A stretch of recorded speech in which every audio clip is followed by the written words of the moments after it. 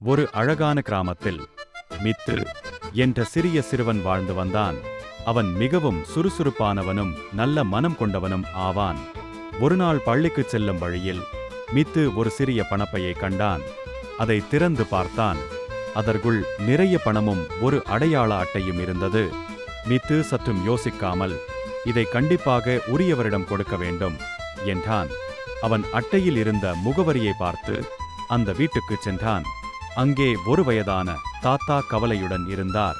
மித்து பணப்பையை கொடுத்தவுடன் தாத்தாவின் முகத்தில் மகிழ்ச்சி மலர்ந்தது. இது என் மருந்து வாங்க வேண்டிய பணம். நன்றி பாப்பா என்று தாத்தா மகிழ்ச்சியுடன் சொன்னார். மித்து சிரித்துக்கொண்டே, நேர்மையாக இருப்பதுதான் மிகப்பெரிய நல்லது என்றான்.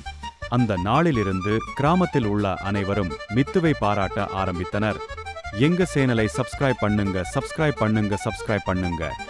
எங்களுக்கு உங்களை ரொம்ப பிடிக்கும். உங்களுக்கும் எங்களை பிடிக்கும்னா லைக் பண்ணுங்க.